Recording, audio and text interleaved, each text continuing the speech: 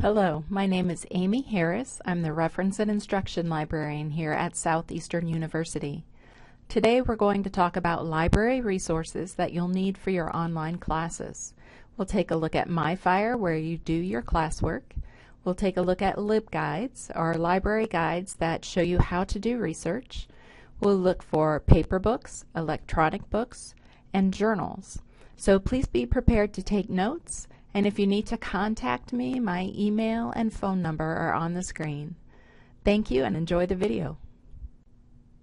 To start, we're going to myfire.seu.edu. This is where your electronic courses are located. You will log in with your username and password. This is the same as your Southeastern email. Click Login, and it will take you to your home page. Now, we're not so worried about the classes right now. The main thing is we want to get to the library. So in the box, School Resources, the second link is Steelman Library with the open book. When we click on this, this takes us to the library guides. I highly recommend that you bookmark this site so that even if MyFire goes down, you still can get to LibGuides and do all the research that you need for your course. Now you can see front and center, we have a search box that searches everything. This is awesome. So we're going to put in college and education. Notice that I've put the word "and" in there. This tells the computer that I want both words, but they can be in any order. When we click go, it gives us a list of all the items that it found. So it found 257,000 items that match our search. That's way too many for the average paper, so obviously we need to narrow it down. One of the easiest ways to do this is to look on the left where it says Format. You can change it to journal articles if that's what your professor has asked for. Usually they want peer-reviewed articles. These have a higher scholarly standard and are highly recommended by your professors. Books can be paper books and electronic books. If you only want the electronic books, just click that box and it will automatically sort out only those books that you can read online. Now notice it gives us the title, the author, publication information. You would need this for your MLA, APA, or Turabian citations. To see the book, we click on View Now. You may get one link, 2 links, 3 links. It's hard to tell, but just click on one of them. If you're off campus, it will prompt you to enter your username and password. Again, this is the same as your Southeastern email, so not a problem. It just shows the computer that yes, you have the right to look at this ebook. Now, I do not recommend reading an entire ebook on the computer unless you want to damage your eyes, okay? But what we do want to do is look at the table of contents. Is there a specific chapter that really applies to where we want our paper to go? It may be that one chapter will help us. So I'm going to click on Chapter 2, which is Disciplining Knowledge. If I'm focusing on this for my paper, then it takes me straight to the chapter. I can scroll down and read the entire thing on my computer. At the bottom are the arrows to go backwards or forwards. Now, on the right-hand side are some very important tools.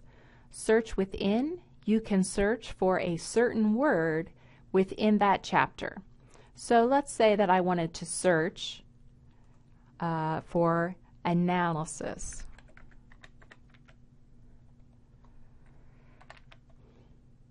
And then I click search. It's going to list all the sentences where that word appears, and I can click on that and go straight to that page. We just click on the X to close that out. We can create a note, look at the dictionary.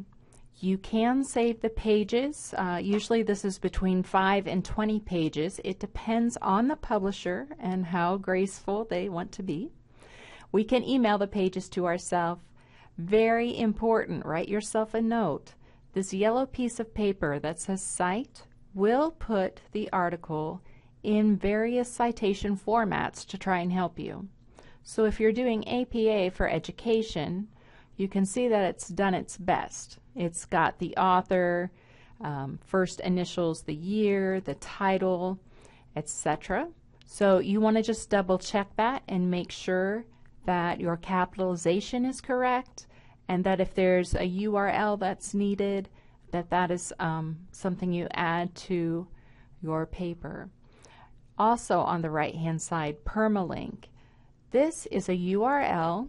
Notice it's up here at the top, and this will take you straight to this book or article whenever you put in the URL. I highly recommend that you copy and paste that so that you can always easily get back to the information that you found. Just saves you time. All right, so that's how we look at an ebook. As we advance as a college student, we are often given more difficult assignments, and sometimes this requires more finesse than the everything search. Let's say your professor has asked you to find empirical journal articles on the attitudes of high school students and learning. Okay, the everything search doesn't really narrow that down for us, but by going to databases, we can pick the ones that are specialized for our area. Now, if we're talking about attitude, we're probably more in the area of psychology. So we'll go to behavioral and social sciences databases. Notice we have Psych Articles, Psych Info, Soc Index, Social Sciences Full Text, lots of very specific resources that we can use for our topic. I'm going to go into Psych Articles.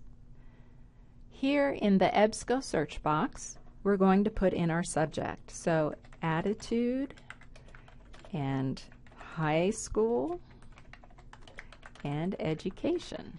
Notice the word "and" between all our search terms, and we click search.